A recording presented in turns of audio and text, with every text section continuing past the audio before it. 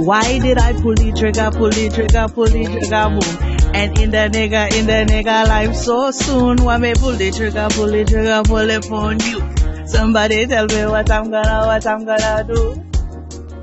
Oh, na, I just shot a man down in Central Station in front of a big old crowd. I felt it was only right that we open with the President of Barbados, my favorite song by She. That's where we just came from. Oh, yeah. Praise the Lord, niggas. Praise him every day. Welcome me, welcome you, welcome all to another episode of Getting Grown with Jade and Keia, where we discuss all things adulting, the tests, the trials, the triumphs, the turns, the twist of this thing called being a grown-up, man. That's it. How you doing, sis? You know, I just cannot complain. It would be completely irresponsible of me to complain. I have had quite an experience this past weekend. And even though the devil, with his ashy and just trifling ways, tried to steal all of my joy yesterday on my way home, he is still an ashy lie. He is. And he is defeated and under my toes. So take that, you old mangy good for nothing, trifling, useless. Ugh, trash of a devil. But yeah, I'm doing well. I can't complain. I won't complain. How are you doing, sis? I cannot complain. Listen, I understand that Keia is generally the spiritual one here, but I must say, oh yes, testify. If you didn't know there was a creator, my. Oh no, take your black ass to Barbados. You are so ignorant. Like, if you ever have a single doubt in your heart, go to Barbados and tell me that some science created all of that. Let me tell you something, because the island is so pretty in and of itself, like all by itself. It's just gorgeous. By itself. Come on, Celine. Sing, Celine. Okay, so listen. It made me feel like when I was young, a young lass growing up in the church, you would always sit under the mothers, sit under the older saints, and they would be so, and we would laugh at them, and it seemed like they were being very dramatic and spiritual and deep when they would describe things in that real churchy way. I'm thinking specifically of one of my friend's moms who was yes, she did actually. Yeah. I sat and thought about it, but she did. She was just very, there's like church intellect. My church kids will know what I'm talking about. So there's like people who are hard. I don't want to say genuinely, because I'm not suggesting that church intellectual people are not intellectual. You have people who are smart, and then you have people who are like, who love the Lord, smart in that grand and churchy way. So instead of saying like, God created the earth and it was beautiful, a churchy intellect would say, he who fashioned the mighty and majestic splendor of the firmament of the earth, right? Like, you're like, oh God, like the people who talk in King James Version. I found myself speaking in King James Version in Barbados. I'm like, look at how God created all of this. He did it by himself. From the flies to the grandest palm tree. Exactly. Like, you just can't be, you're in a place so beautiful, you have to speak King James Version. He founded the earth. It held it in his hands, and it's great and magnanimous and splendiferous. Yeah. And like, I was out there. I was God created this in his bosom. Listen, like, this is love, nigga.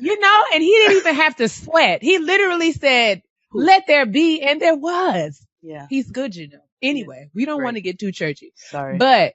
But yes, you're right, sis. We had the privilege and opportunity to visit the great island of Barbados, and it's just a beautiful place. And I don't think that'll ever be the same again. I don't think so. It has ruined vacation forever. I had told Crystal, I said, I thought I had been going on vacations up until this point, but clearly I've not been No. anywhere, and I've not been taking vacations. I've just been taking field trips. Yeah, The place, exactly all the what places you that do. I've gone, I've been on little field trips Field because trips. a vacation was what I experienced this past weekend, and I just feel like I have to now glow up the rest of my life. The rest of my life has to now be a glow up. I have to work that much harder so that I can continue to vacation on the level that I vacationed with my friends. It's all weekend. downhill from here. Yeah, you know what I'm saying? I mean, I just feel like I hate to have peaked at this young age, but hopefully, as I got a lot of work to do to ensure that things will continue to go up from here. Happy birthday to our brother, Uh-huh. Kid Fury. First of all, Fury Nasia. Fury Nasia is 30 years old. 210. He is 30 years old. 3X. And I just couldn't be more proud of him. You know what I'm saying? He spent his 30th birthday jumping off a yacht. Yeah. Into a sea of turtles. My God. I mean, because that's how you do it. That's how you do it, right? And I spent his 30th birthday jumping off a yacht into a sea of turtles. Man, that thing was, it's just amazing. And like I said, this past weekend, I said it to him, and I hope he doesn't mind me saying it to y'all. I'm just so proud and so grateful and so honored and blessed to know him and to be a part of, just this awesome group of hardworking Blacks that we kick it with. Fury especially. And I'm just excited because I feel like he's 30 and all that he's accomplished, and he's literally just getting started. So getting started. Like it's only gonna go in one direction from here, and that's up. So I'm super, super, super, super proud of him. Mm-hmm. And happy birthday, Fury. We love you so much. We love you down. So I guess let's take out the trash. Oh, they do. Get started. We're gonna start off with two serious subjects, which happen to be trash. And then we'll get into some lighter things. But first, I wanted to talk about the Libyan slave trade and what's going on and how it's absolutely appalling and disgusting. So essentially, what's happening is that you've got white people going over into Libya, and they are not, they are holding these people hostage. They are taking them away from their lives. I was reading on the Vanguard, ngr.com actually, that refugees are from several African countries. They say they have fled war, poverty, and unemployment in their countries. They have taken a tough journey through the desert. They've paid people smugglers to get Libya to try to cross the Mediterranean to the Europe. It's just the fact that modern day slavery is happening right now, and it's widespread because it's not just happening in Libya, but it's very focused in it because it's a problem right now. It's shocking and it's disgusting, and I don't know what we can do to help the situation. That's just one of those things where I'm like, I'm lost. I don't know what to do. And I know the UN is trying to intervene, but it's a problem. And so I thought that it would be irresponsible if we didn't at least put prayers out there for our brothers and sisters and what they're going through. Because no human being on this entire planet deserves that sort of treatment, and for people to think it's okay ever, but especially nowadays, is absolutely disgusting. And then the second thing I wanted to address was Cyntoia Brown. Have you read up on Cyntoia Brown, sis? I have. So you want to tell them about Cyntoia Brown? I don't have it in front of me, but Cyntoia Brown, isn't she a young lady who was abused?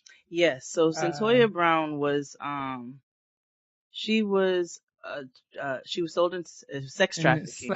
Sex trafficking, right? Mm-hmm. She was abused. Sex slave. She murdered I guess the man who was responsible. She murdered. So she was sold to a man. I think he was in his 40s. They said. I can't remember because I don't have it in front of me either. But she was sold to a man. 43-year-old man. Yep. Go ahead. Yeah, it says 43-year-old man purchased her and took her into his home to use her for sex.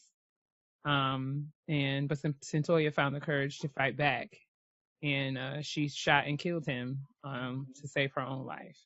And she was arrested for that, and tried and convicted as an adult, and has been sentenced to life in prison. She'll be eligible for parole when she is 69 years old. So, she's been in prison since 2004. Right. Something is extraordinarily wrong with the with the system that enables rapists, and then blames victims for fighting for their own lives. And apparently, many celebrities and popular people have spoken out against this injustice against Cyntoia Brown, and have all kind of been rallying around finding some legal counsel for her to help fight these charges. Shout out to this horn or whatever that is beeping outside. Don't they know we recording anyway? But yes, so. And there's information on how you can write to Cyntoia, all over the internet. But we'll put it in the description box. There are ways that you can contact her, and I think just encouraging words. Yeah. I'm sure she's gonna have an influx of mail, but just encouraging words. Always that it never hurts for you to send a few words to somebody who could use it at the time. And I know that there's not a lot else that you can do, but that is something that you can do. I'm sure that would be helpful and encouraging to her. I think there was a documentary about her case that was done in 2011.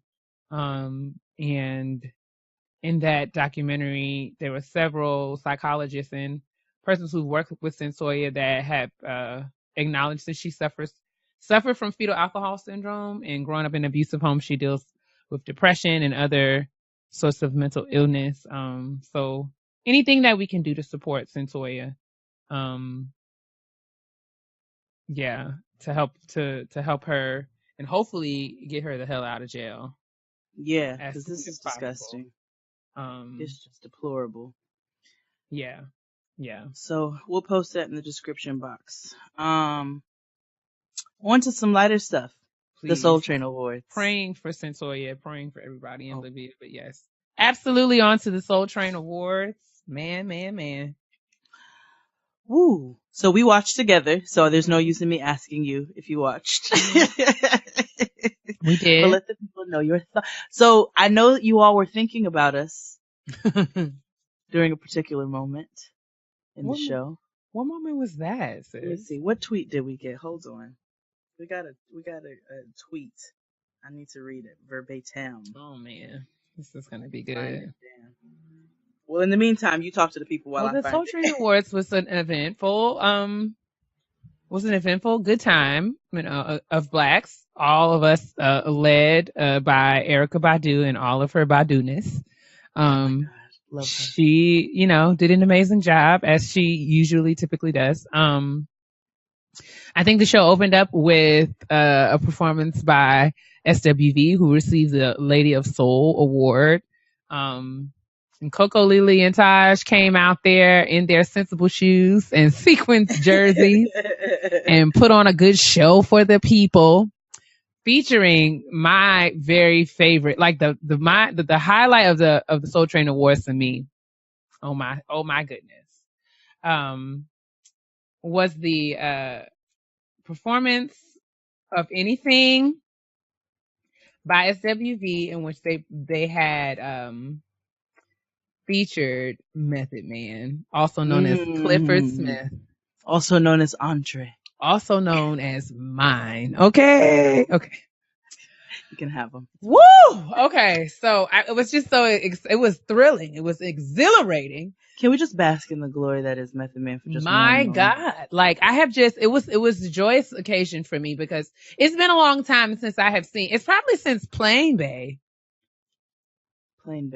Remember the gorgeous man I sat next to on the plane? Yes. It has been since Plain Bay, since that's probably the last time I have seen someone, a man who motivates your intellect as well as your loins. Exactly. Like, I just remember like, oh my God, like it was like 1997 all over again. I was literally running around that little room in Barbados screaming like a banshee.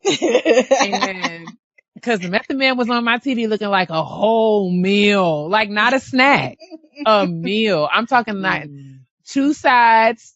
I mean, a meat and 3 sides, a beverage and a dessert. He was looking like 2 starches and a veggie. I mean, he was looking like Thanksgiving, like rice and macaroni and cheese. He was looking like oxtail gravy on the rice. Like, And I just want to thank God for Clifford Smith, born March the 2nd. Say nothing to me about you married. My eyes still work. Listen, if you did not appreciate Method Man on a Soul Train Awards, then your eyes don't work. That's just the bottom line.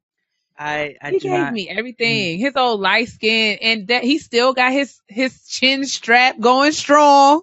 And I hate a chin strap, but let me tell you something. Method Man is okay. I love you, Method Man, so much. Thank you for being who you are, and thank you for making the Soul Train Awards to me, because after that I really don't care. Well, Tamar had a hot microphone. We thank God, because she had been falling victim to this lip syncing, which I feel like is just ridiculous, because Tamar could actually sing. And she also took a break from the theatrics this time, which was very much appreciated. We didn't have to see her rolling and thriving around on the floor like a crazed woman foaming at the mouth. She sat her behind in that chair in a good, sensible bob, and she sung. Like, she really did sing. I was proud of her. She sung twice, actually, because Tony performed. Yes. Okay, and so she Tony stepped got back in the doo-wop pop. That was the moment. That was what I couldn't find the tweet, but somebody was like, when Tony sang. Oh yes, that's right. Tony got up there with all the dramatics that Tamar left behind. I love you. I love you. My man. I love you. I love you. Like, I didn't want it to work.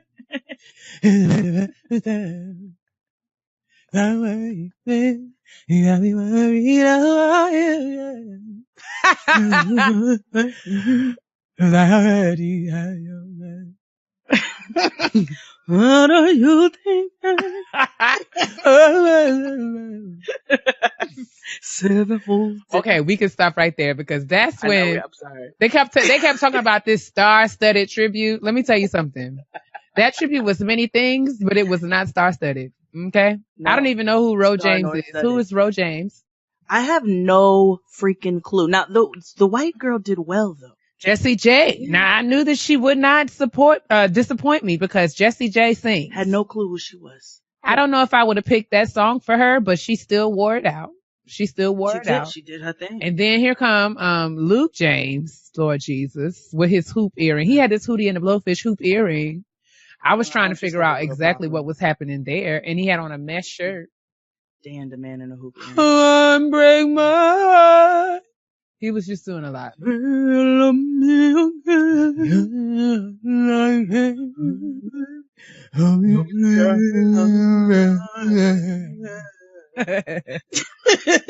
Anita Baker and Tony Braxton, neither one of them close their mouth. Neither one of them closes their mouth.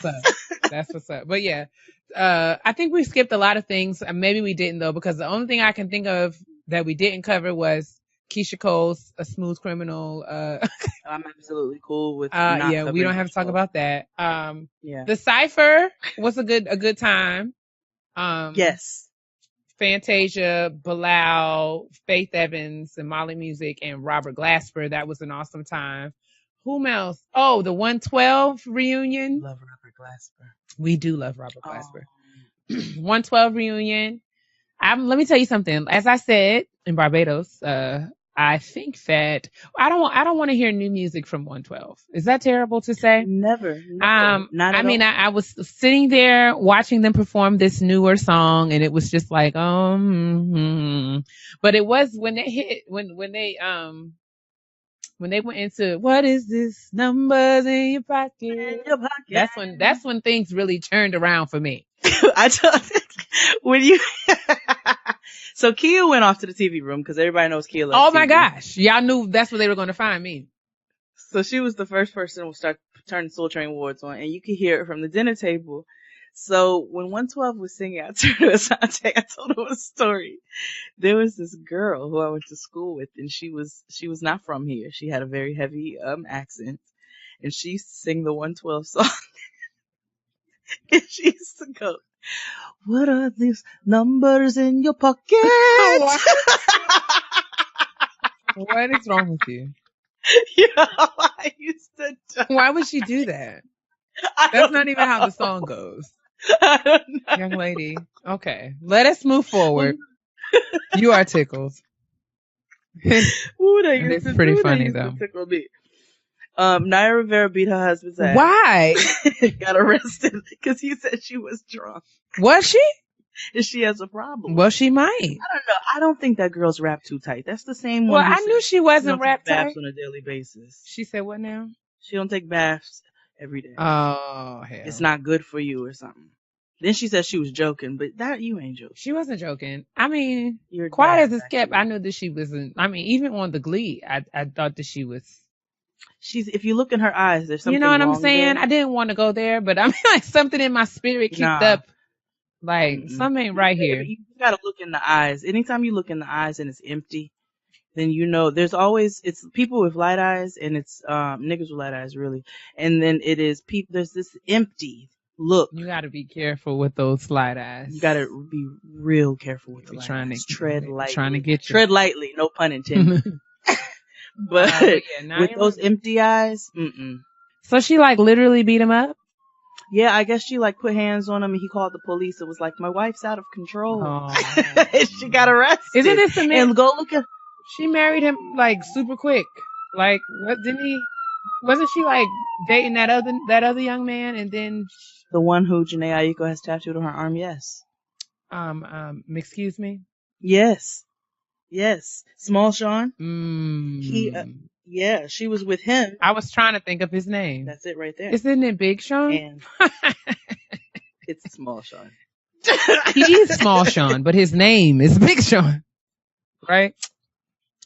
We don't have to talk about it. Janae Aiko has that young man tattooed on her. You didn't see that? I can't even listen to her. I don't even know what she be talking about, y'all. I just wanted to her to speak up all the time. I just want to be like, clear your throat and say it one more time, because I don't know what you're saying, sis. Like, no, you have to get, because it's. All that mumbling. I just can't. That mumbling, I can't deal with it. I don't know what that lady is talking about. Like, what are you saying, sis? I can't. It's like Janet Jackson all over again. But no, I'm not a Janae Aiko fan. The only thing I want to hear her on is It's a Vibe, because I love 2 Chainz. But yeah. And then It's a Vibe? Because It's a Vibe. That's her on the song. But I didn't even know that, like, I didn't even know she was on it until I like read the thing. Because you thought it was the girl, right? I just thought that it was just a part of the track. I didn't think it was just like. It's always a girl. Like there's like you got Thuggish Ruggish Bone. The only reason we know her name was Tasha is because she said her name was Tasha. But if she didn't say it, she would have just been the girl on the song. I was like, okay. I didn't know that she had a job. That's fine. I mean, I want the people to work. It's cool. I'm not tripping. Yeah, I prefer you work than not. And because we covered it before, Jennifer Hudson. We got a little update. Yeah. Tell them. So apparently, Jennifer Hudson has dropped the order of protection from her fiance, David Otunga, and David wins custody. He won custody of their son, so David Jr. They had a formal custody agreement or hearing, and he now is the custodial parent. Mainly because Jennifer is currently flying back and forth between London and the U.S. to do The Voice and The Voice UK. So the baby, David Jr., is with his father most of the time, and as such, David was awarded full custody. And the holidays must have been, hopefully during the holidays they got together and were able to have a conversation, because, you know, Jenny has since dropped the order of protection. So I'm hoping that they could at least move forward to being amicable co-parents. I mean, I just can't. So I have a real problem with that spiteful take your kids out of the father's life when you're upset situation. And like, because there's enough niggas out there who are not doing anything for their kids. So when you have the spiteful situations, those actually really piss me off. Yeah. I don't like it. I agree. I mean, it's just hard. This is just hard. I can imagine it being a very challenging dynamic. Absolutely, but why don't willingly take kids out of one of their parents' lives? Like, that's not right. I mean, it's. I mean, I can relate to like being the child trapped in the middle. So that's why I'm just saying it's a very, very difficult thing. But there's levels to it, because there is keeping your kids out of harmful situations, right? but there are also people who, like, I'm strictly talking about people who keep kids out of a parent's life out of spite. Right. Which is That's the one that I have the issue with. Like, I understand if if you have a parent who has a drug addiction or a drinking problem and it puts the children in harm's way, you have to do what's best for your kids. But there are also situations where you have parents who are great parents. You have fathers, you have mothers who are great parents, and because you have an issue with them, you keep that kid, and that ain't right, because you're not doing anything but harming that child. So anyway, that's just my little soapbox. I'm gonna get off my little soapbox. Man. I concur. You have any more trash, or you? I think we're good on trash. I do. I think we can move forward into shout out to my sis. Hey, one of my faves. Oh. My sis is popping right now, like. Shout out to my sis. Shout out to my sisters and my brothers. But literally our sisters this week. Oh yeah, totally. So yeah, this week we're going to be shouting out a young group of women known as the Fourtress 4. We got an email from Kiara, and I will read it. It says, "Hi, Jade and Keia. I hope you are well. First and foremost, thank you for creating the Getting Grown podcast. I truly enjoy the personal stories and knowledge you ladies share about surviving adulthood. As of recent, your 2 episodes about growing up Black and creating a personal board of directors were right on time as it relates to each of us. I'm writing to shout out the Fourtress, a social space my roommates and I created that is dedicated to inspiring, empowering, and unifying women of color. We're 4 20-somethings who are living in Brooklyn and navigating adulting while sharing our individual and collective glow up with our followers. Each day we post original content that centers around beauty, politics, wellness, and style. And I would like to invite you ladies and your listeners to follow the Fourtress. It's filled with melanin magic that won't disappoint. Thank you so much again for creating such a wonderful podcast. I cannot wait to see the next step Getting Grown has planned. Best, Kiara." LOL, she said 420 somethings. Ha. You are so childish. Oh my gosh. But thank you, Kiara. Is it Kiara? I hope I'm saying it somewhat right. But we were able to check out the Fourtress. We will leave the link in the description box. We thought it was a super cute website featuring 4 adorable, beautiful Black women. So cute.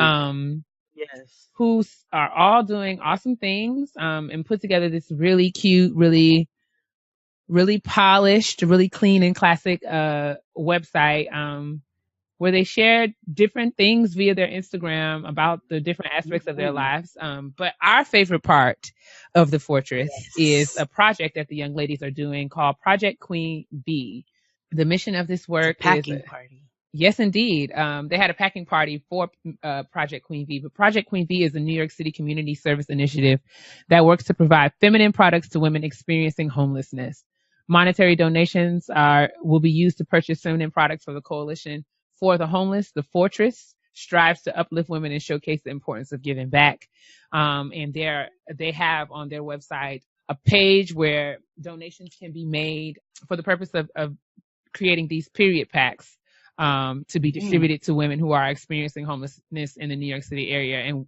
And we just thought that was such a noble and awesome cause that we wanted to feature the Fourtress, the women of the Fourtress, on Shout Out to My Sis, and encourage you all to check them out. And if you can, make a donation. A $5 donation creates a period pack, and anything more than that, of course, contributes to the cause all the more as well. It goes such a long way. I mean, just imagine just imagine being a woman and the issues that we have to deal with, and you being a homeless woman and having to try to navigate every single month how you're going to take care of yourself. So Keia and I thought this was really, really awesome. We'll definitely put the information in the description box. But for those, I'll just say really quickly, who are in the New York City area, on December 9th, they're going to have the packing party where they actually pack up the feminine products for the women's experience for homelessness at Cafe Erzuli. I hope I'm saying that right, which is 894 Broadway in Brooklyn. It's on Saturday, December 9th from 6:30 to 9 o'clock. I think that is an absolutely amazing venture. I might even try to make it out myself. Awesome. So definitely make sure that, like Keia said, click the link. Even if you're not in the area, $5 will help to create a period pack for somebody out there who really needs it. And then if you are in the New York area, try to make it out to the packing party and also bring your donations along with you, and you have until November 30th. So the link will be in the description. Totally. And shout out to the ladies of the Fourtress, Candace, Tiara, Kiara, and London.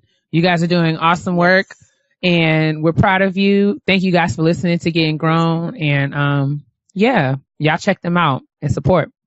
Please. All right, boys and girls, let's gather around the kitchen table for this week's edition of Kitchen Table Talk. Before we get into the meat of the matter, sis, what are you snacking on? Ham sandwiches. I didn't get to eat my Thanksgiving leftovers because we left the very next day. Yum. So ham does not go bad. I'm sure it does. It doesn't. Not now. But it doesn't taste bad. So I'm eating a ham sandwich. Ain't nobody mad, man. And a seltzer water and a pickle. Yes, a ham sandwich and a pickle. Bring me on Hell back. yeah, you gotta make sure you toast that bread. And put a little butter in there. If you're not worried about health if you're eating a ham sandwich. And then, did you glaze your ham? Oh, I sure did. Of course I glazed it. I made a glaze of whiskey, brown sugar, honey, a little bit of spices, not too much, and some fresh orange. And put that up on the stove, mix that up, and then I poured it over the ham and put it in the oven. Well, that sounds delightful. Delicious. I don't have any. What are you snacking on? I don't have any good snacks. Just got back last night, super late. So I don't have anything here. I literally had a bowl. You've been gone. I've been gone. Like I ain't been in my house in a long time. But so there was actually nothing here in the refrigerator but some almond milk. So I got a box of cereal on my way in the house today when I was leaving work. Amen. So I had a bowl of cereal, and now I'm just drinking some of this seltzer water. I'm drinking lemon seltzer water. I'm drinking pineapple coconut seltzer water. Oh, you're drinking La Croix. La Croix. La Croix. I'm just drinking the Whole Foods 365 That's pretty good. lemon pretty good sparkling stuff. water. It's pretty good. Seltzer water. Hopefully I don't because seltzer water makes me burp. So hopefully I won't burp in the microphone because that would be gross. Why? That's getting going. It's built-in and it's relatable. Oh my gosh. All right. Anyway. So yes, on here around the kitchen table today, we're going to be talking about gifts because it's the most wonderful time of the year. My favorite. Okay, so we're going to talk about gifts. We're going to talk about gifts, the good, the bad, the ugly. We're going to talk about some of the best and worst gifts that Jade and I have received and some of the best and worst gifts that we've given. Then we're going to talk about, we're going to just toss around some gift ideas, for shopping for kids, gift ideas for bae, and gift ideas for if you're exchanging gifts amongst your groups of friends. And we will probably end and close out the conversation by just kind of talking through some of the things that are on our personal wish list. Yes. For the upcoming holiday season. So I guess we'll start off by talking about the best gift that you have ever received, Jade. What is the best gift that you've ever received? But that trip to Barbados. You are so stupid. I have, I don't have one gift that I have. I could be real corny and be like, oh, my kid. Yeah. But, that's funny. Since we're talking about actual gifts. Don't do no one like that. I'm not doing her like that. I'm just saying, I'm just trying to stay on task. So, and not be a cop-out. So I've gotten a few really good gifts. My husband got me for Mother's Day one year a double waffle iron. Yeah. And he was like, you can make 2 damn waffles at the same damn time. I was like, You bought this Exactly. for yourself, That's what I was but going it's to ask fine. you. Like, as a wife, because I remember my grandmother Kirkin now. I sound like one of the young people. Okay. But I remember her Uh-huh. going crazy because one year, this was many years ago, because my grandfather got a microwave and wrapped it up in a box and like he addressed it to her, so she thought it was her gift, and she opened it up and she was like, "This is not for me. This is for the house. This is for all of you. This is not a gift for me."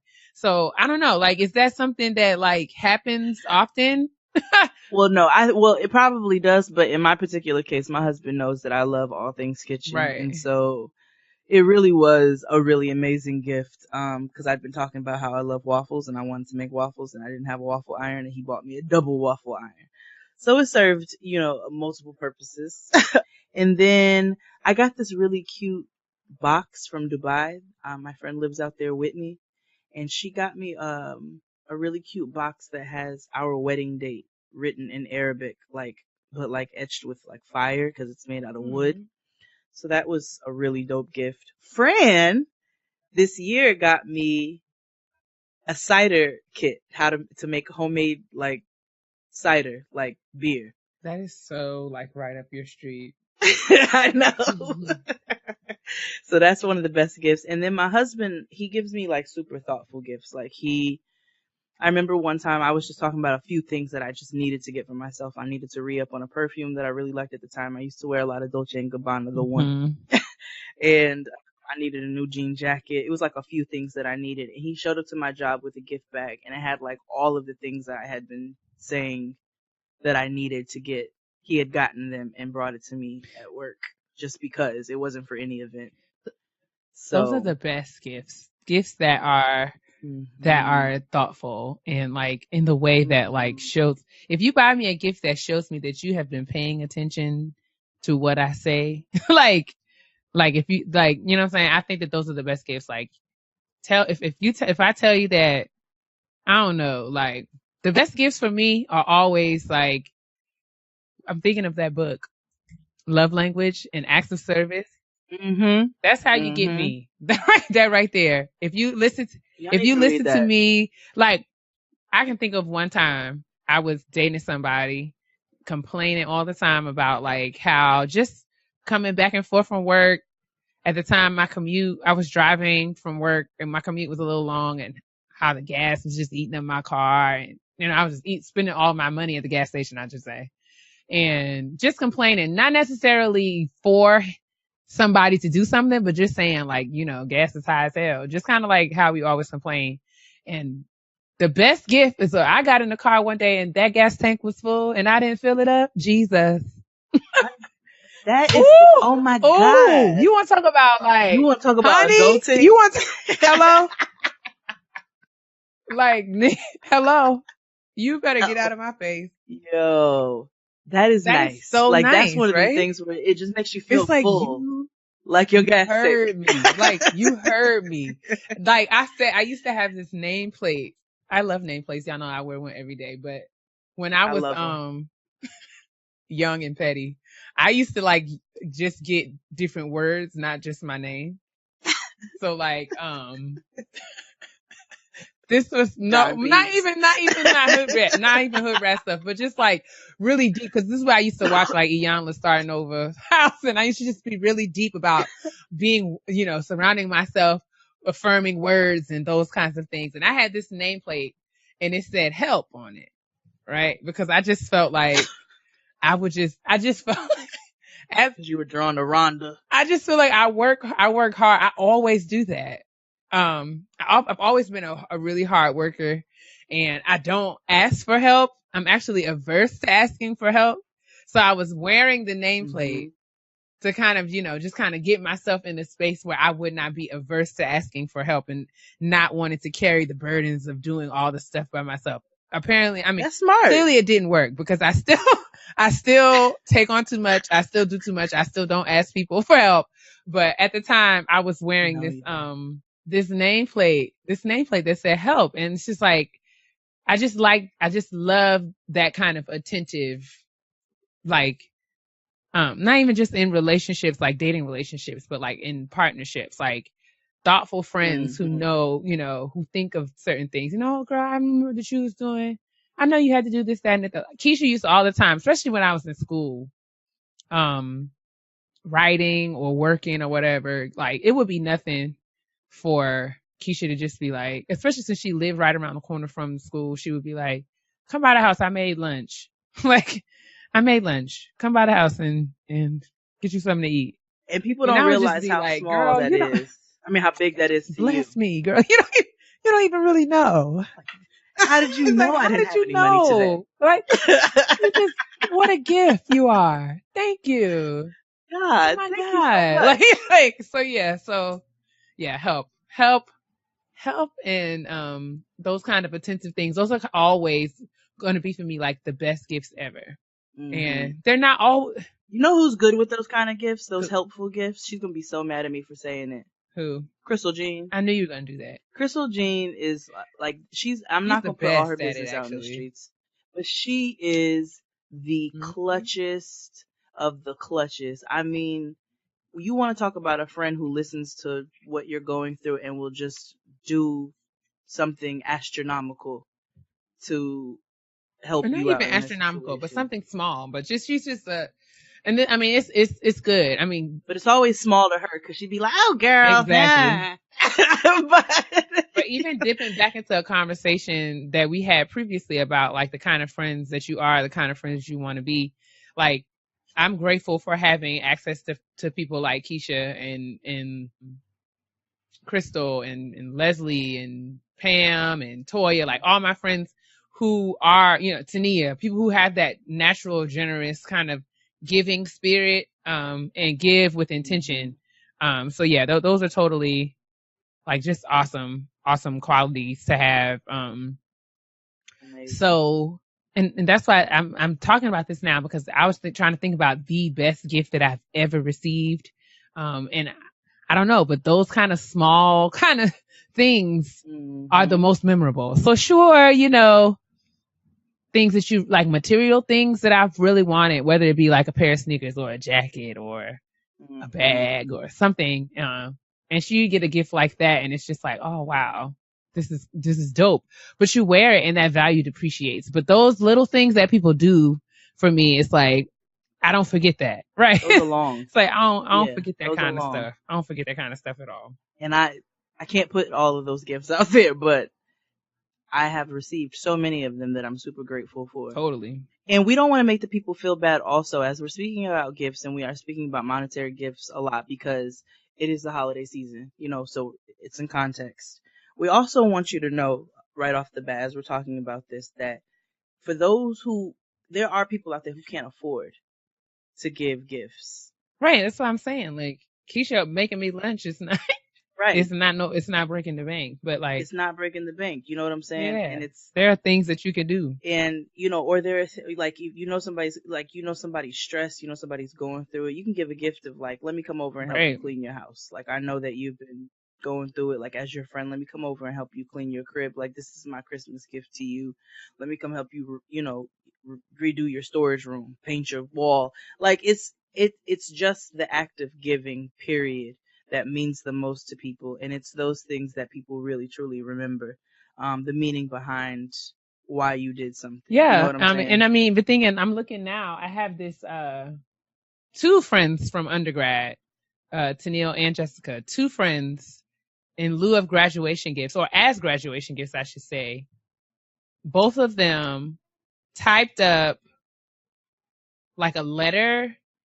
Tennille's was more of a poem, but, Jessica's was more of a letter, but both of them typed up messages to me and framed them. And I still have them in my house today. Like the frame probably cost $10, but the sentiment is like, I literally can look at it. I've been out of college for well over 15 years now, but I still have that up in my house. Not because it costs $1 million, but because like, dang, like she sat down and thought about these things. And I mean, I can still read it today, and it has all of the inside jokes that we used to make back in 2001. And I still laugh. You know what I'm saying? Because those are the kinds of things that you don't you don't forget. Those are those kind of meaningful, lasting, impactful kind of gifts. And those are the kind of gifts that I want to give, because I feel like those are the best gifts. Man, The listen. best ones. So okay, let's flip the coin and talk about the worst gift that you've ever received, sis. What is the worst? What's the gift that you received and you was just like, Jesus Christ, what am I supposed to do with this? Okay, Mm-hmm. there's two. First one, and I'm sorry to do this. I hate to do this, but it's from one of my exes. Of course it is. And it's not because he's my ex or anything, but I'm gonna explain why. He gave me a diamond bracelet. Okay. And it was a beautiful bracelet, and I'm gonna tell you why it's one of the worst gifts that I've ever received. It was a beautiful bracelet. He did it in a very, cute way. But I don't wear diamonds. I'm not a diamond girl.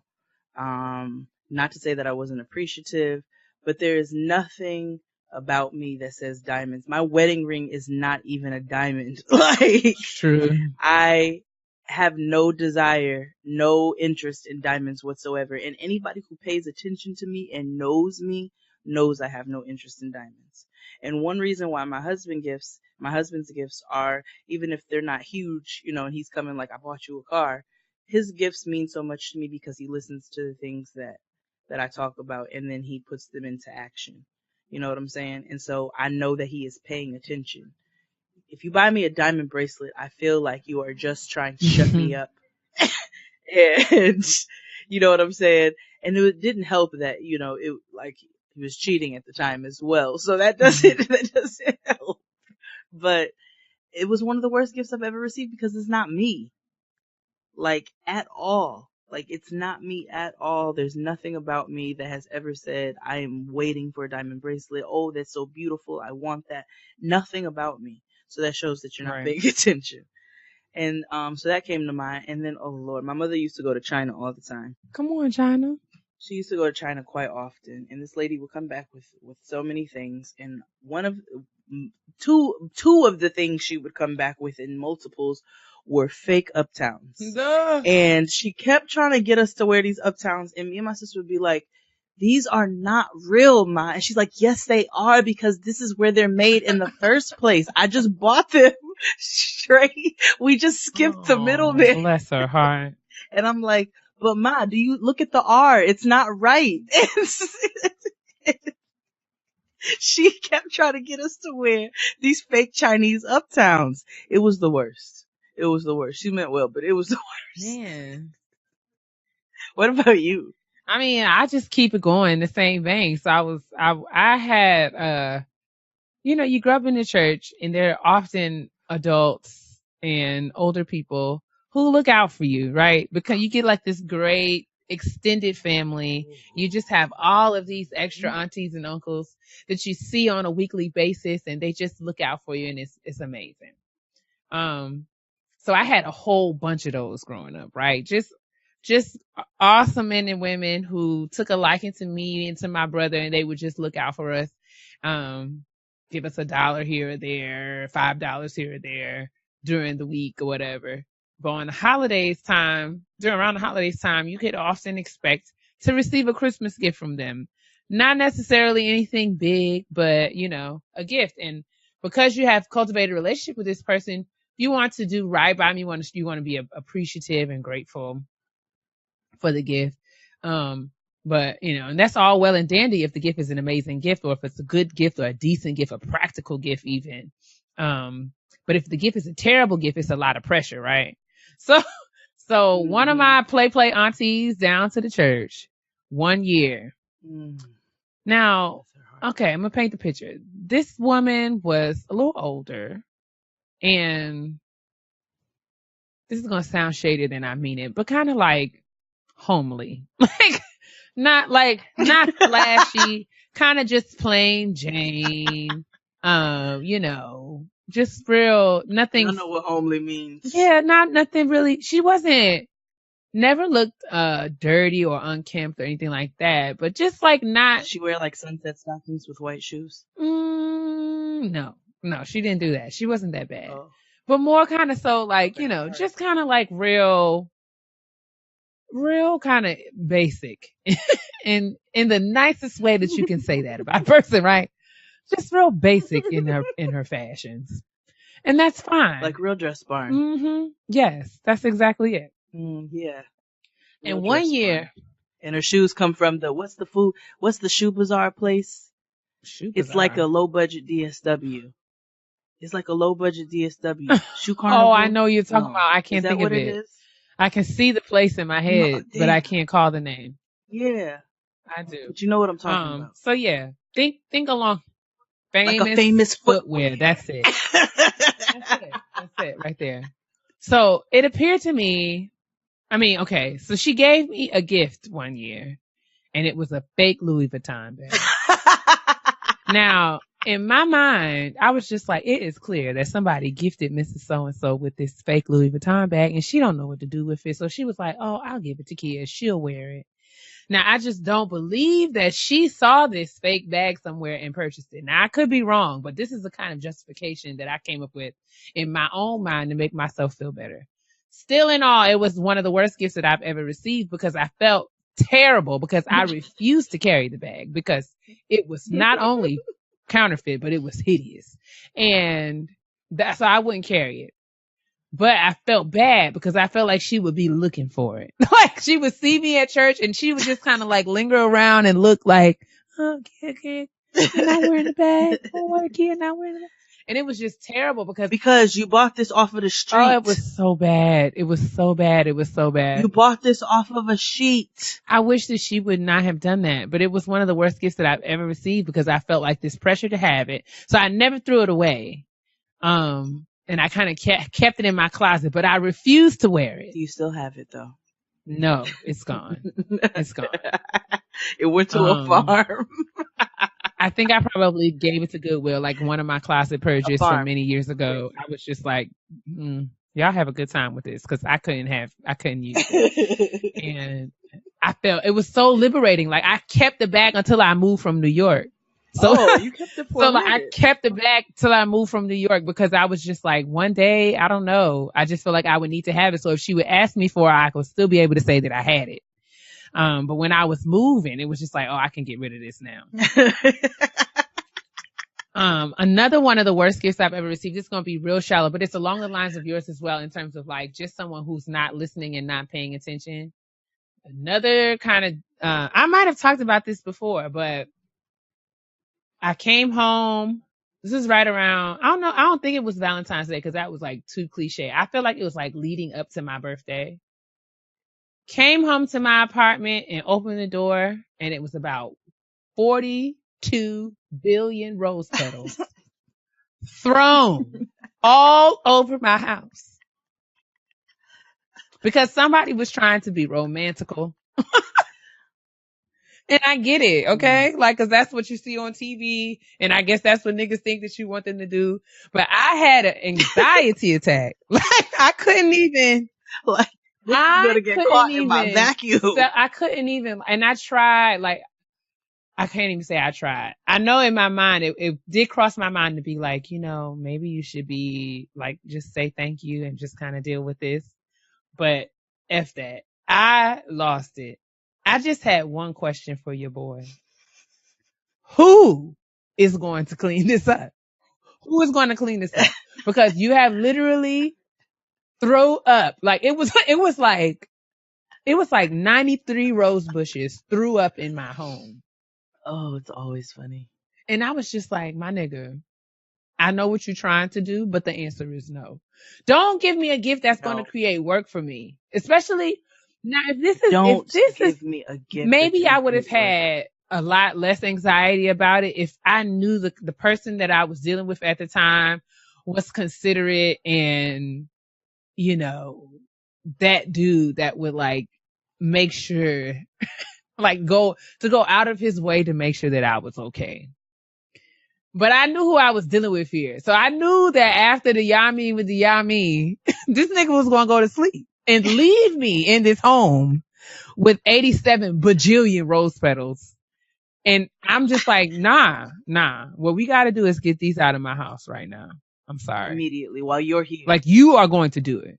I'm not going to do it. I will help you, but I will not be able to rest and even appreciate or any of the other things, aspects of this celebration. I will not be able to do it until all of these rose petals are removed. They must go. I don't care. And then I got to thinking, like, my nigga, you spent how much money on these rose petals? What? Like, come on. Right. Like, now you're not even being like, come on. If you got these, we could have sat down in a restaurant and ate up these rose petals. We could have ate this. Like, there's only so many rose blunts that I can roll. You understand what girl? I was just like, yeah. I was just like, okay. All right. Don't do that. I'm so glad my husband will never do that. I mean, I know. I mean, and if for all of the fairy tale queens who live in the land of romantic things. And let's just crush that for a second. Just remember who's going to have to clean that shit up. I'm always a very practical person. And I'm just thinking, like, I know that I'm going to have to, it's going to take me all afternoon to clean this house up.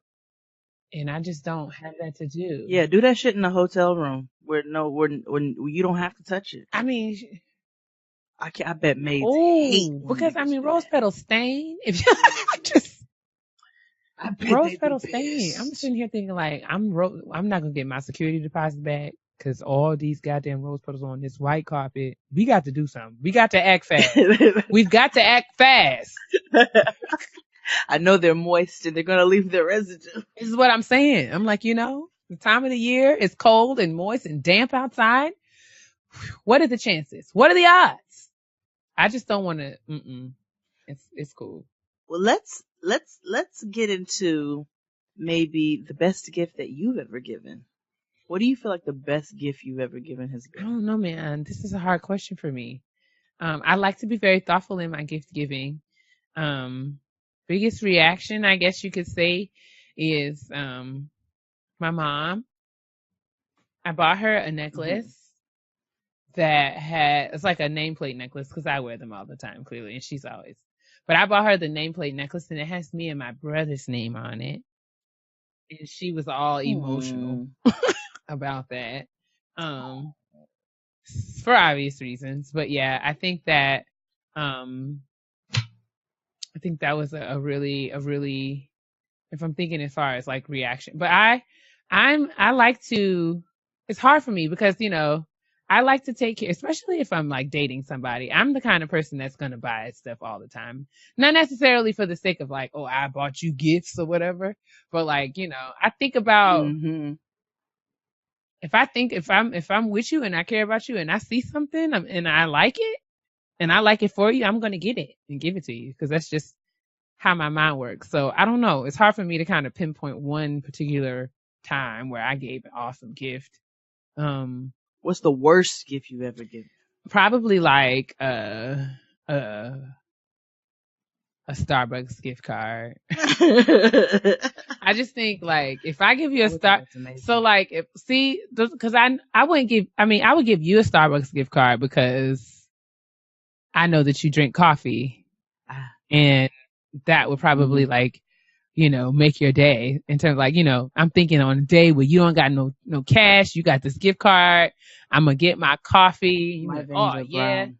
I would get that for you. It would be a thoughtful gift. But the person who I got the Starbucks gift card for was because I didn't really know what else to get them. And I just kind of guessed. I'm just kind of like assuming that people like Starbucks.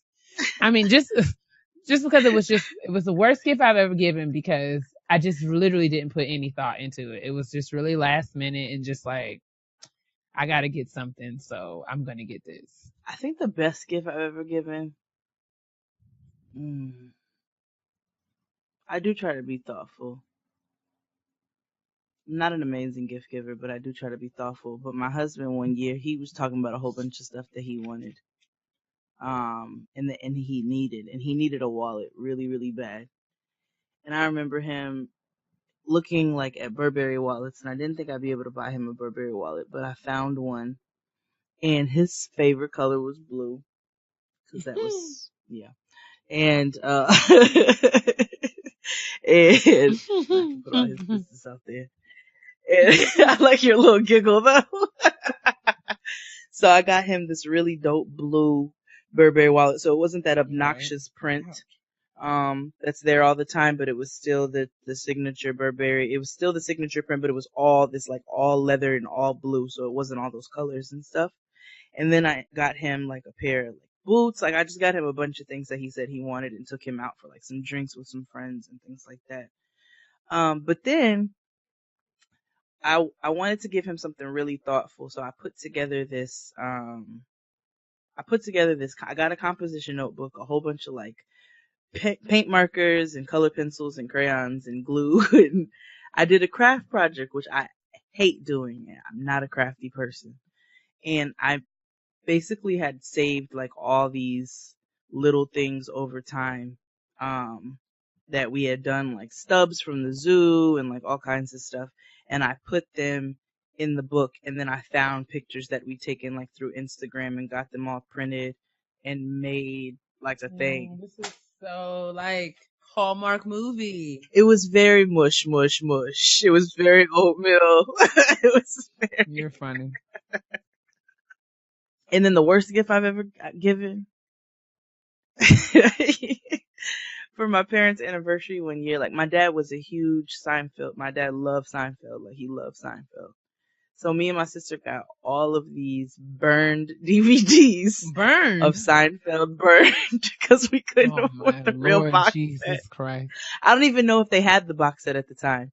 They probably did. But we got these burned DVDs of like, I think like the first 3 seasons of Seinfeld. And I remember my dad get it. And my dad is like brutally honest. And he got it and he opened it. And we was hyped. We thought he was going to be real hype about it. And he was like, these are not even the funniest seasons. Over it. Yeah. I was like, over it. Really? Over it. That's your reaction? Mm-hmm. So, and while he's right, I still was like, that is so ungrateful. That is super ungrateful. So, yeah, that was probably the worst gift that I've ever given, just because my dad's reaction was absolutely crushing. That is so funny. But let's switch to the Secret Santa, or just gift giving in general, and what you think is really good for kids, bae, friends. Gift ideas. So if you, I guess I should ask you this because you have a child, but yeah. I guess I wanted to talk, just kind of throw out some gift ideas for those of us who might be struggling with what to get gifts, what to get our loved ones, like what gifts to get our loved ones this holiday season. When it comes to children, my favorite things to give, y'all already know what I'm gonna say, right? Books. That's it. I'm that favorite gift. I am that auntie. I will get your child books, honey, all the books. And so, yeah, I think that there are awesome book subscriptions. So yes. I don't know, I can pull together some lists or whatever, or maybe I'll think of some things to put in the description box. But one of the things that I have done for the children in my life that I care about, well, I do care about all children, but the ones who I buy gifts for, I guess, I will pay for a subscription for like 6 months or a year or so, and for a child to get a book a month for a year. And that'll be a good gift for me. And then I could check in and see how the book is going, what books tell me about the book. And those are the kinds of gifts that I love to get. And I also love to get puzzles. I feel like there's a lost art. I love puzzles. Putting jigsaw puzzles together is a lost art. And these millennial children, or they're not even millennial children. They are, what's the generation after them? I forget. Yeah, I don't know. Y'all know. We talked Generation about it. Z. Generation Z. Is that it? Maybe that's Generation Z. Generation Z, they, everything is all electronic and in the cloud and on the web. But I do feel like it's just great to sit down at a table and put together a jigsaw puzzle. It's like something it's therapeutic. It teaches them patience, problem solving, and critical thinking, not even just analytical thinking. It's just so brain. Good, right? So, and be challenging, I will give I will give, if your child is 6 and up, I will give your child 100, 200 piece puzzle and put that joint together. Let me see it. Take a picture when it's done. And indeed, do it as a family. Indeed. That's one of the things me and my mom did.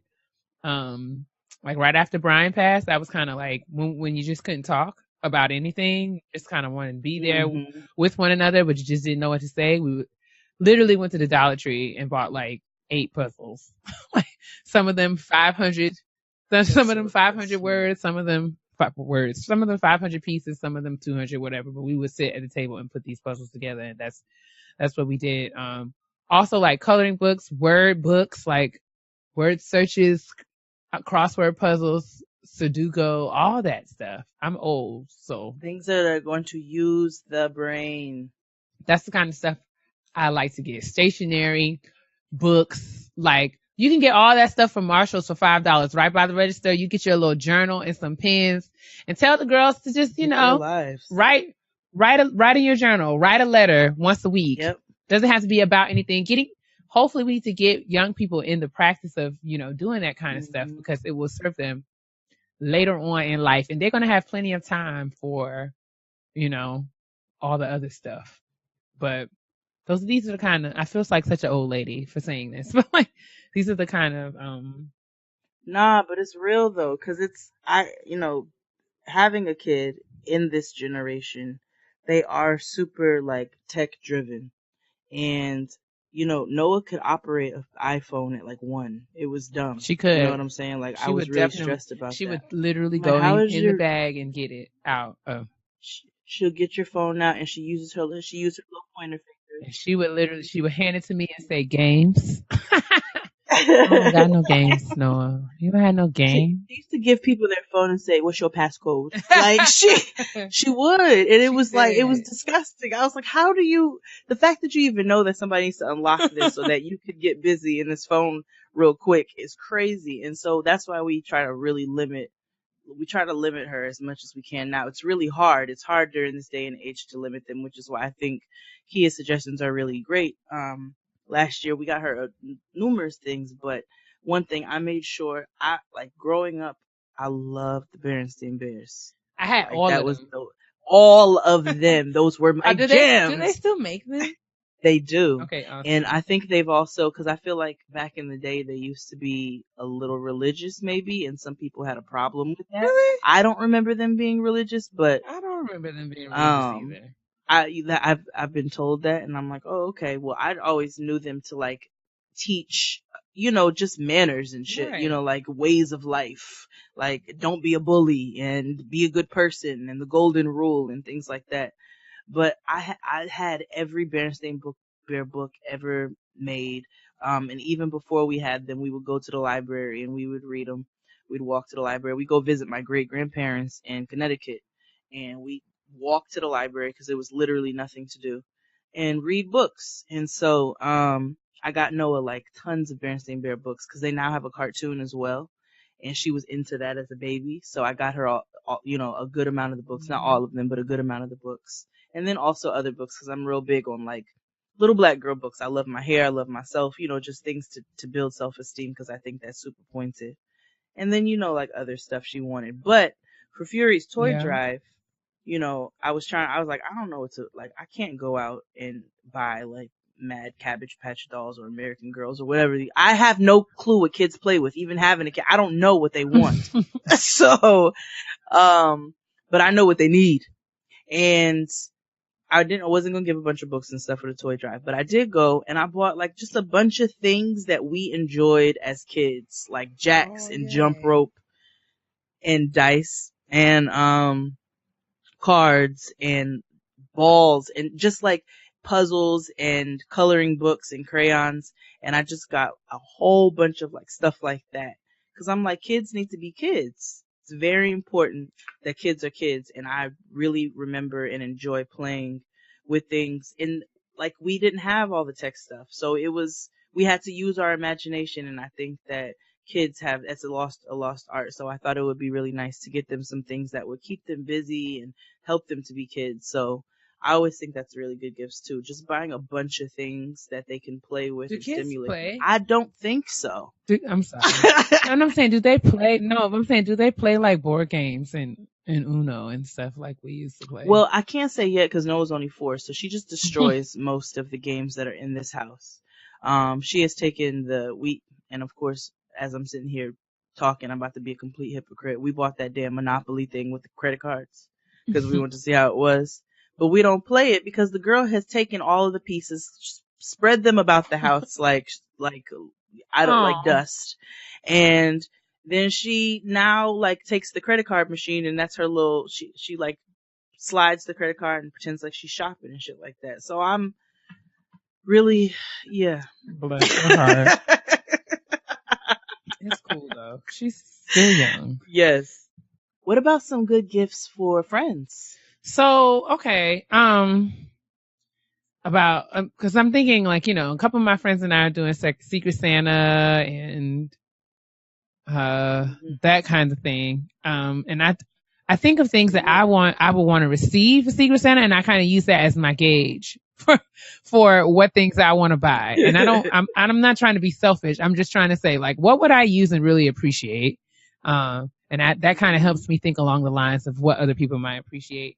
So a big one for me, is again, services, like gift certificate for services. So I'm really good for giving you a gift certificate to get your toes done or, you know, go get a facial or, you know, go get your hair colored or something on me. Those are some of my favorite things to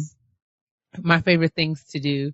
Because especially around the holiday times, like we are spending money. So a lot of times that I know for me, I often forego some of the things I usually do for myself because I'm buying gifts for other people. So if someone gives me $30 and say, "Hey girl, go get your hair washed," and I'm like, "I sure will. Thank you." Yeah. So yeah, I also love to give, books away to adults as well. And I guess I got this idea from one of our listeners who was so nice. I can't think of her name right now, but we had a listener. I can try to pull it up, but we had a listener who gifted us with the Audible version of Jennifer Lewis's book. Yes. So thank you so awesome. much. I'm gonna find your name and look at. I'm not prepared. I'm terribly sorry, but yes, you're amazing. And that Audible.com actually has a service where you can buy Audible versions of books and share them or send them to friends as gifts. And I think that that's just so cool because I mean, everyone's listening to podcasts, audiobooks, like it's so much easier. And it's literally like you can send somebody something instantly. It's not something that you have to like wait for shipping or anything like that. It's like, oh, I want so-and-so. Right. I think so-and-so will love this book. And literally in seconds, I can send her a copy of the book and she can listen to it on her way to work or at the gym or what have you. So I think that that's an awesome idea, as well. I'm also big on, body and skincare and hair care products. If I have I'm really good at, like, especially things that I know that I love. So if there's a new edge gel, that's a new edge control or a new toner or a new facial scrub that I love, and I love it enough, I will buy 6 or 7 of them joints and give them out to my friends, around Christmas time because, I mean, let's share the wealth. Wow. And especially with all the awesome, like, skincare, Black-owned skincare, hair care businesses, hair care lines and products lines that are out and available and we have access to through like Instagram and stuff. There's so many options of things that we can try and share with our friends. And finally, head wraps. Head wraps is one of my favorite things to get because I mean I just think every girl's gonna have a day where she's not done her hair. And a head wrap is often, I won't say, okay, so like there are times where I won't wear a head wrap. Like I can't wear a hat to work, but I can wear a head wrap. So depending upon, I mean, regardless of whatever someone's profession or career might be, a head wrap is kind of like a I just think it's an awesome gift because it's universal, and a lot of people, even if you don't know how to tie them, you can learn how to tie them, or even they're not hard to do. So I just think it's a cool gift and people can get a lot of use out of. So what are some? Yeah. I think those are Did you dope. have any others that are ideas for?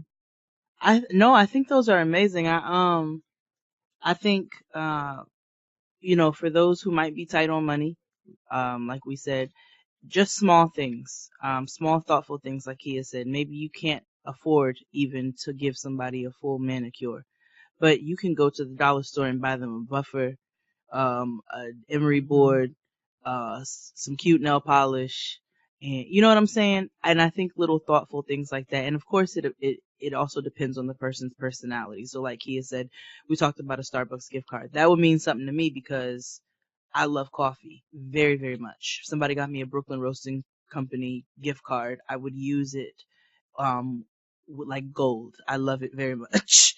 But if you have somebody who doesn't drink coffee, that's not a good gift. But like little small thoughtful things that would appeal to a person that you're trying to get them for.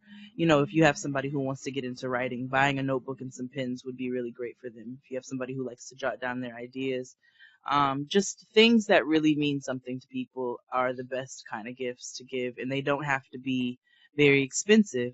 And then if you have friends who like have kids and they're busy and they have things going on, like we said earlier, it'd be cute if you maybe you make them a little coupon and say, this is for me to come over and help you for a day to organize your house, but do it in a form, put it in a card, you know what I'm saying? Totally. Give it to them like that.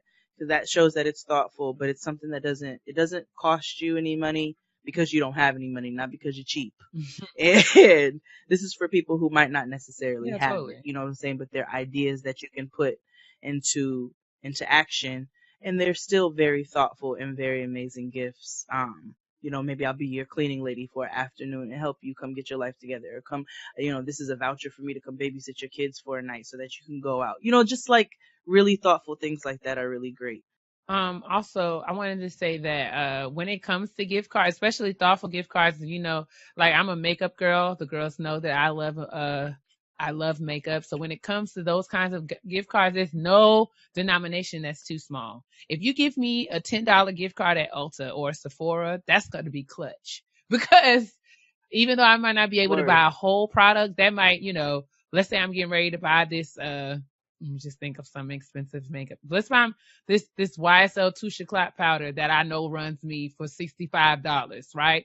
Your $10 gift card just helped me, sis. Like, you don't even know. So there's no denomination that's too small when it comes to those kinds of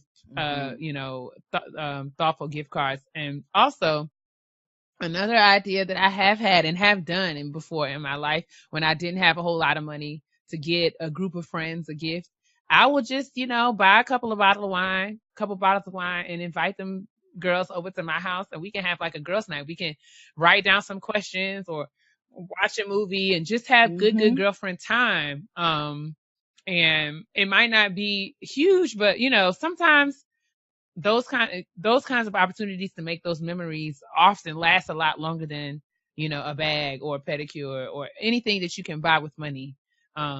So don't feel like you're limited, in those kinds of things.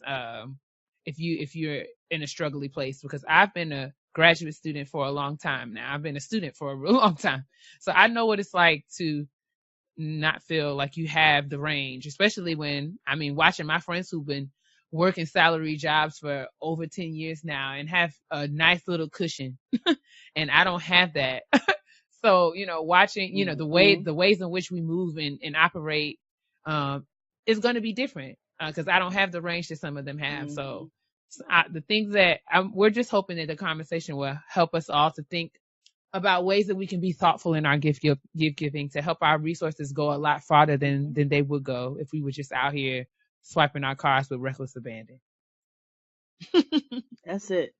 It doesn't have to, again, it doesn't have to be expensive. You just has to be thoughtful. It's just thinking about the person who you're giving the gift to and what is something that is going to be useful to them, something that that they could really use, that they'd be grateful for. And it's anything that you're able to do, whether it be your time or whether it be something large in monetary value.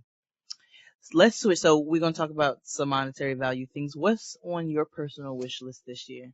Now, speaking of monetary value, the first thing that's on my wish list this year is a great need that I have. I know that I should say I'm not expecting anyone to give me any of this, but just putting it out there No, in this the is atmosphere. just for fun.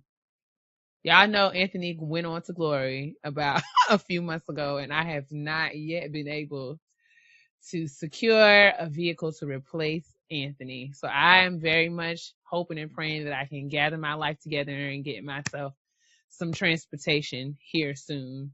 So that is number one on my wish list right now.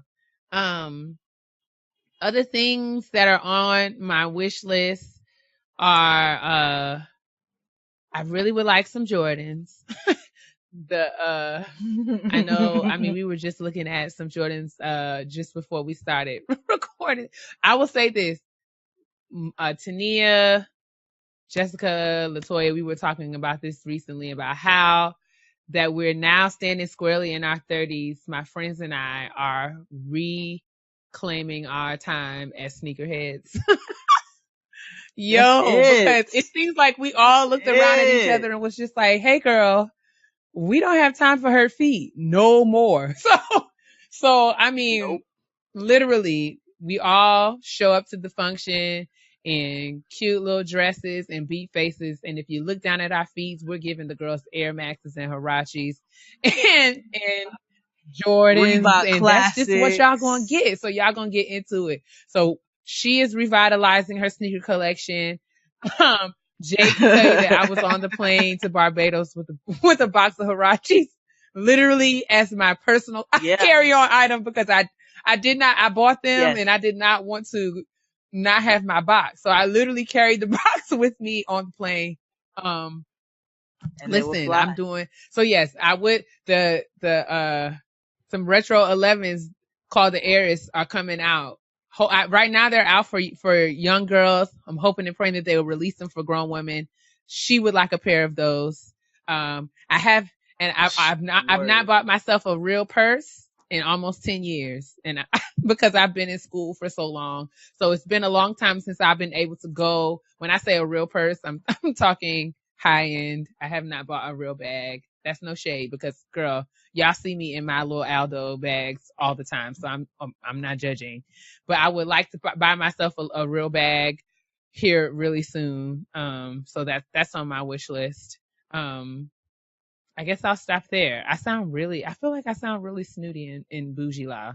Why? No, you don't. First of all, let's just get into the basic real quick. A nigga loves sneakers, okay? Sneakers. I used to have an extensive sneaker collection. I'm reclaiming my time. Extensive sneaker collection. Somewhere along the way, I started becoming grown, and I was like, I don't really want, and it wasn't because I wore a lot of heels. It was just like I got into some sort of simplistic mindset.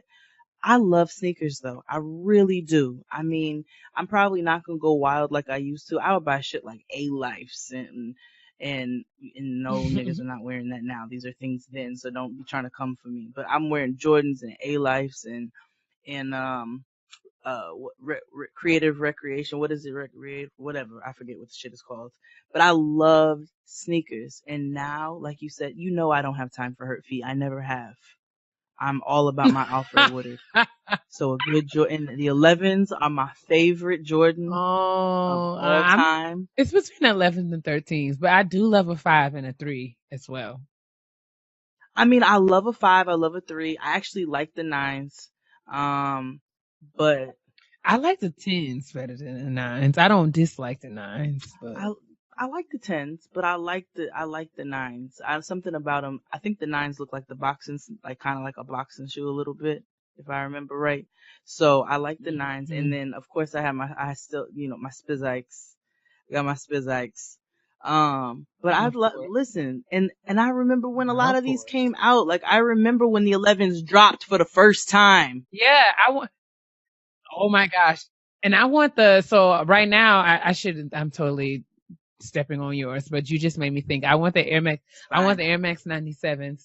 There's actually 2 pairs that I would like. 95s. 95s used to be my favorite sneaker of all time.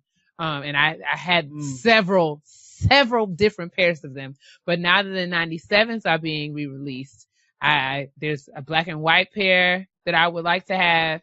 I like the gold and the silver, but the girls are going for like upwards of $225, and I just cannot bring myself to do that right now. But yes, I'm sorry I interrupted you. I'm sorry. No, you're absolutely fine. Oh, I like the 90s too. The Air Max 9. I think the Air Max 90s are my favorites. I bought Noah some rose gold Air Max 90s, and I was coveting the hell out of them sneakers. Yes, you did. I was like, I need to have these actually, but I bought them for my kids. So high. What's on my personal wish list this year? I can't talk. For the longest, and this is getting ready, and I'm about to put my business out there. I cook my ass off, right? And I do everything from scratch. Everybody knows that. But I still, to this day, do not have a KitchenAid mixer. Oh. To this day. And when I tell you I would use the hell out of a KitchenAid mixer in every attachment, a nigga would be making sausage and pasta and baked goods and all kind. Like, I still don't have a KitchenAid mixer, and I want a matte black or a navy blue KitchenAid mixer like nobody's business. So that's on my wish list. And then a Lowe's gift card, because I need to get my kitchen floor redone, something awful. And I just have like a lot of things that I need to do in my kitchen, and it's one of those things where I need to go to the hardware store and like pick out flooring, paint, new hinges, and things like that. And so a Lowe's gift card would be like the clutchiest of clutch. That's how you know you're getting grown. When you start talking about furniture and housewares and appliances and stuff. That's how you know you're grown for real. Those are on my personal wish list. Like, those are like my two big huge items that I would want. I'm like, somebody drop me just a fat Lowe's gift card and I would go ham. I already have plans for it. I know what I need to do.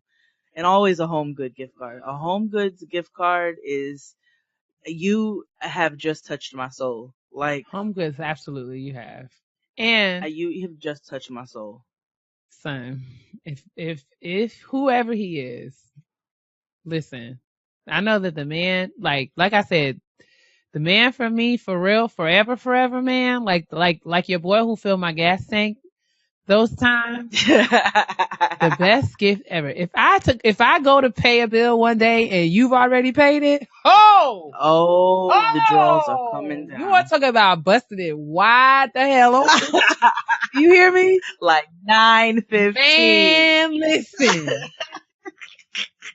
like honestly, I'm giving the girl 6 o'clock. You understand what I'm saying? Let me tell you. Sis, I'm talking about like straight up and down, honey. Straight up and down. Straight wide across. Oh gosh. We should wrap it up right there. You did what? Yeah, we should actually. Let me go to pay a bill. Let me go to pay a bill.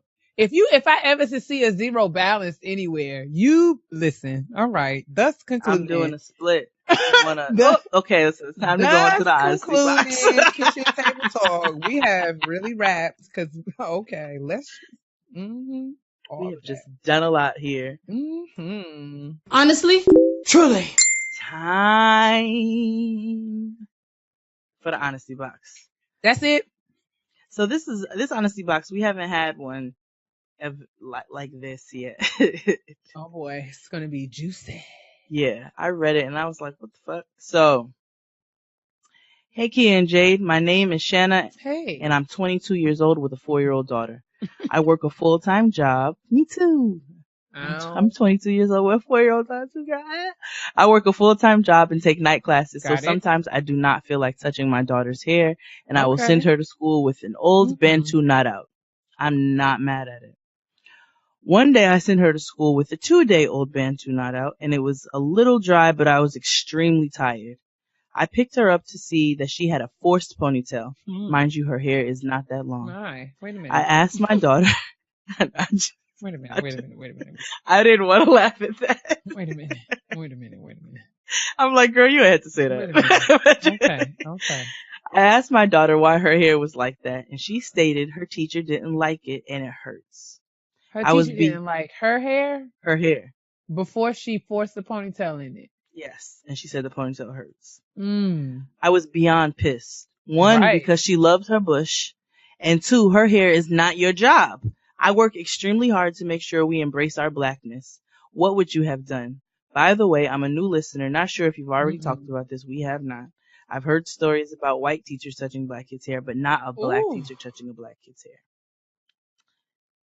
First and foremost, as a parent, you have every right to do your child's hair in whatever manner you want. And when I do your child's hair in whatever you want. So whatever effort you put into that, that is what happens in your household. So as long as your child's hair is clean, that is all anybody needs to be worried about. If it was a situation where your child is unkempt and like it seems like they're being neglected in the home, maybe that would be a different situation, but you don't ever take it upon yourself to touch nobody's child's hair. And if you ever fix your lips to tell me that you don't like my child's hair and that's why you took it upon yourself, you took the liberty to change the hairstyle, I'm going to first take my child out of your classroom and then I'm going to whoop your ass for touching my kid. Don't touch my damn kid. Okay? And so I'm not condoning violence in any way, shape, form, or fashion. I don't want you to do that. But I think that if I were you, I would have a very stern and pointed conversation with that teacher and the administrator at that school about what's appropriate and what's not appropriate and how, whether you don't care what her personal opinion is, as long as your child's hair is clean, she don't need to put her fingers in it. Yeah, I don't really have anything to add. I think that's just what it is. A conversation is absolutely required. And I think that, like Jay said, it has to be had between yourself, the teacher, and an administrator, whether that be the principal, assistant principal, whomever this teacher answers to. I would need to know exactly why. I mean, I would have a conversation just to figure out. I mean, of course, not saying that you don't believe your child, but just getting her, hearing what she has to say about what happened, and what led to her, restyling your daughter's hair. And then, whatever, regardless of what her, response is, I think you would need to be, like Jay said, have a very direct conversation, letting her know what your feelings are about her opinions and why they don't matter when it comes to your child's hair. And don't mince words. And I think your point about making sure that your family embraces your blackness and celebrating your daughter's blackness and showing her that there's beauty in her natural hair and how you style that, first of all, I think that's beautiful. And I think expressing that to the teacher, I think having a conversation with her and putting that in there is very important because she needs to know that, there's intention behind how you raise your child. I'm curious to know, I know that you said that she's a black lady, but I'm curious to know if she's an older black lady because in my mind, I feel like, there's that dynamic, of sometimes older black women feeling like they can take certain liberties when it comes to like parenting and child rearing, and advice, because all black moms give advice, whether they even realize they're doing it or not. So I kind of get like that was a kind of my initial inkling. Like I had like a gut feeling. Like I just feel like this is probably an older lady who feels a way about the way that this little girl's hair looked. She doesn't understand the Bantu knot out. I can think about my own family members being, proud card carrying members of the press and curl generation and not understanding or subscribing to natural hair and being really confused by the fact that my hair is natural, and having, dealing with those things. But I'm an adult and it's annoying to me. So I can only imagine what it is for your child, your 4-year-old, to have to navigate, somebody questioning their hair as it comes out of their head, like they have some control over that. But yeah, so I mean, that was just kind of like a a point of interest for me personally. I just wonder what that dynamic is. Regardless of who this lady is, how old she is, whatever her story is, the bottom line is she doesn't have any business doing what she's Right. done. And I just think Touching your kids. what I would do is to let her know that she doesn't have any business, and to let her know that it will not be tolerated.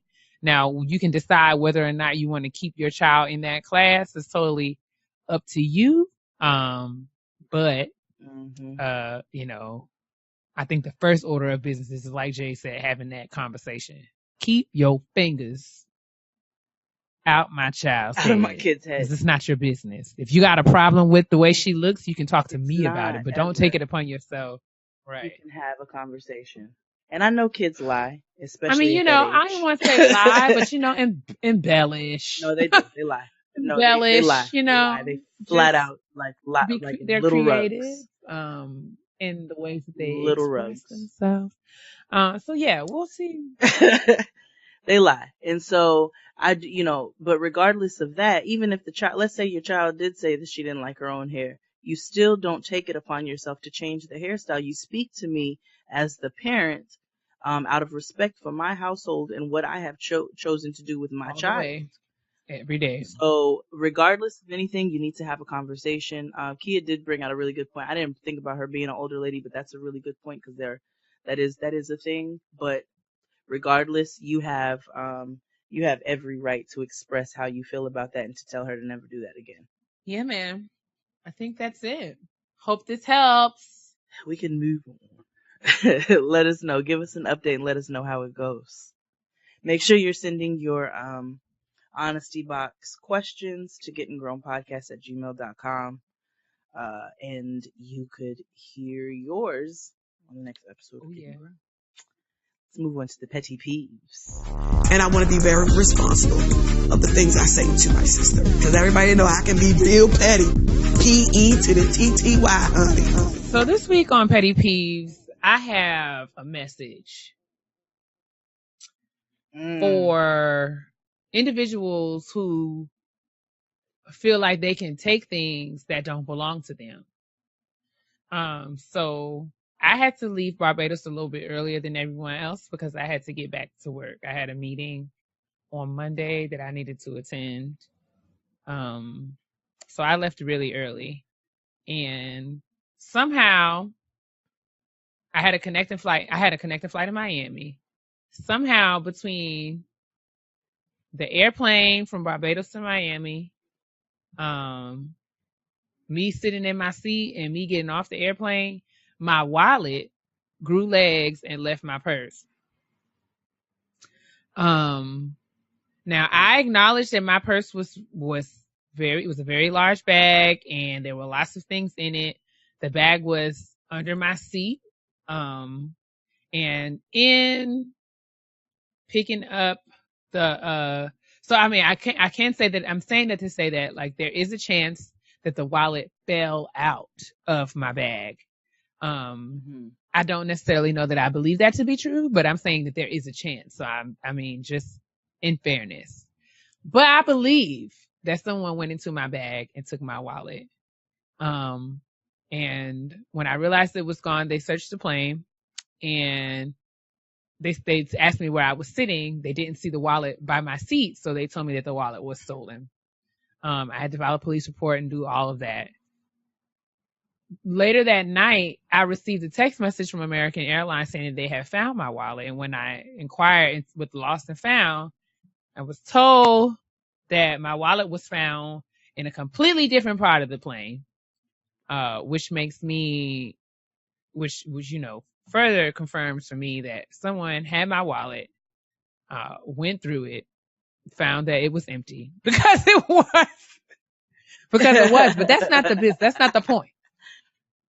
It's not. And when there was nothing in it that they could take for themselves, they just kind of threw it wherever on the plane.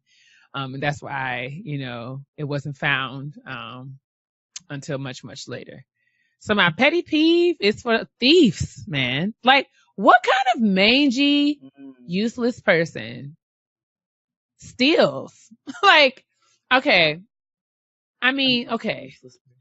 I've never been a thief. I have really bad anxiety. I could never. I think I told a story about the time where I accidentally stole a shirt from Express and was crying in the mall. So there is the part of me. I mean, I get that. I'm saying that, you know, my mind doesn't process. Like, I don't understand how stealing works.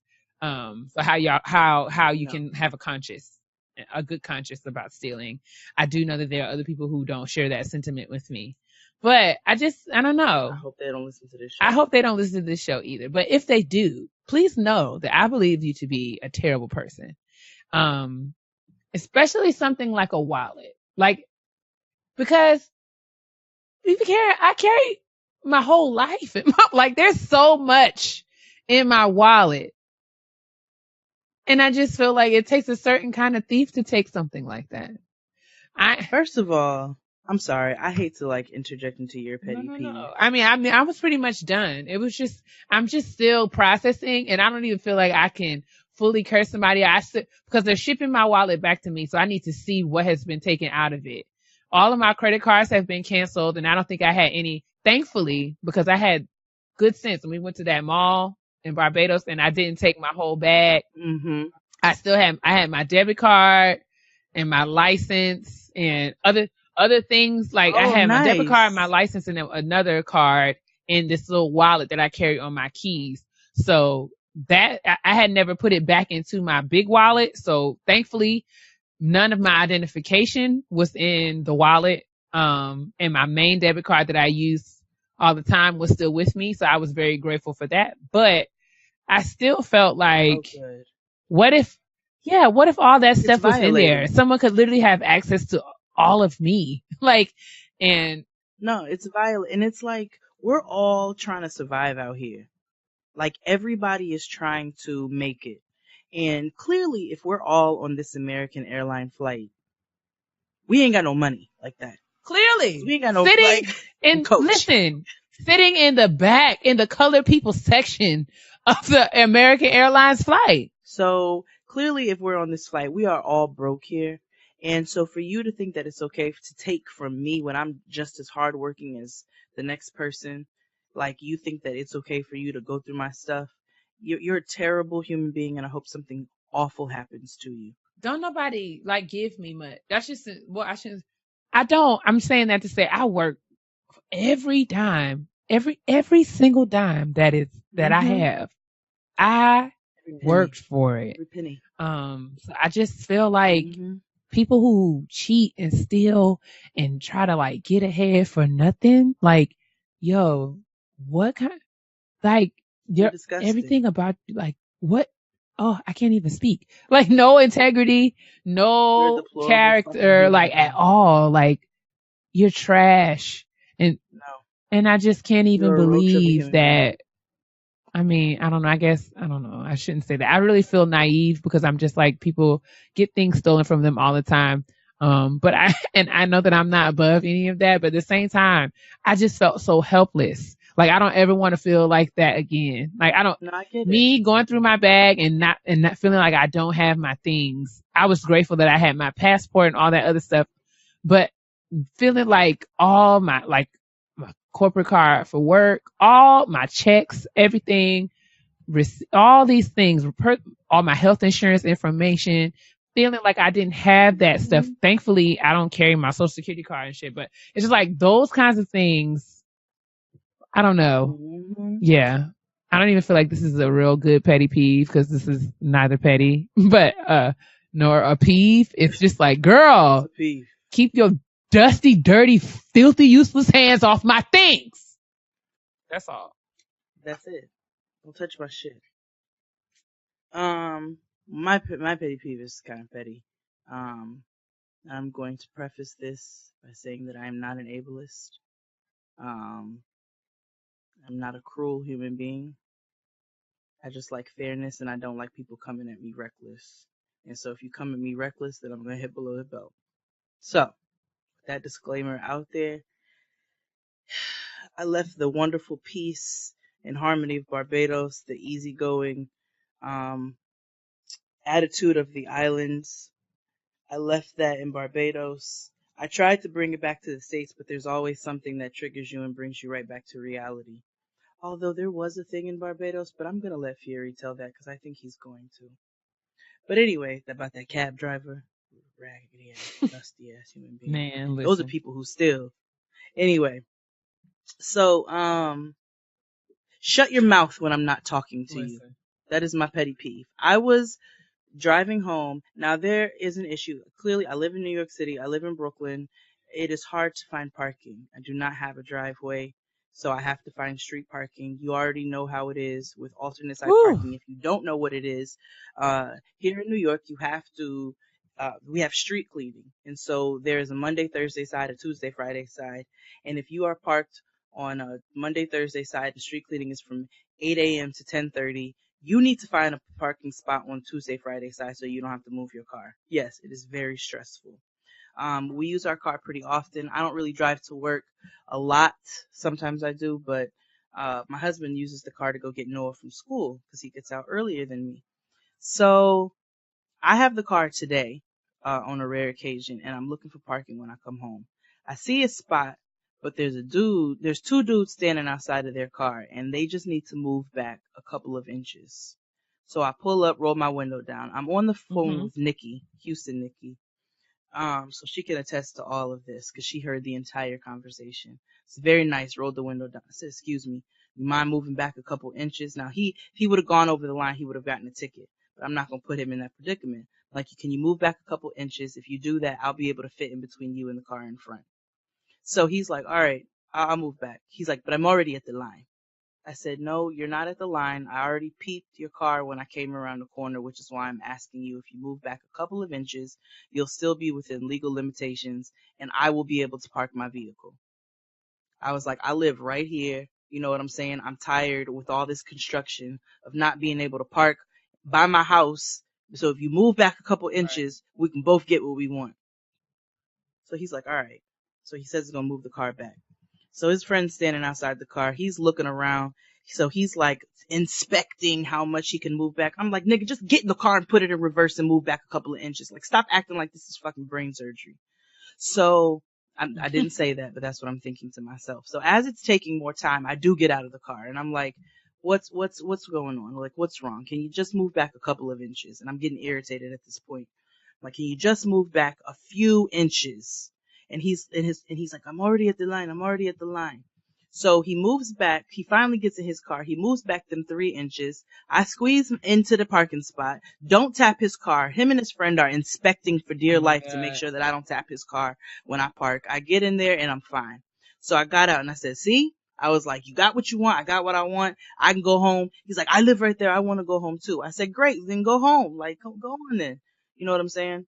Trying to still maintain my peace or whatever. His friend decides that he's going to open his mouth. He was already at the line. He was already at the line. Now his friend's standing there. He has a cane, but he comes talking to me like real big reckless, come yelling at me with his cane, wagging his cane at me. And so when he picked that cane off the ground and shook it at me, I knew it was fair game because you don't need it like that if you're able to pick it up and shake it at me. Oh my God. I was like, "Shut the fuck up. Nobody was talking to you." I was like, "And if you say anything else, I'm going to kick your cane." So that's my petty peeve this week. When nobody is addressing you and you are not a part of this equation because clearly you were not driving that car, then shut your mouth and stay out of it. Well, and that's my petty peeve this week. That'll do it. That will certainly do it. That will certainly was so irritated. Most positively do it.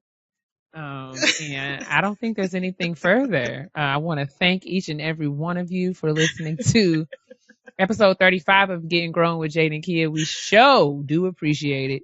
And shout out to everyone who stuck with us. We know that this was a little long. We just had a lot to say, but we're a day late. Hopefully you guys aren't mad with us. We'll make up for it with this a little bit more, conversation.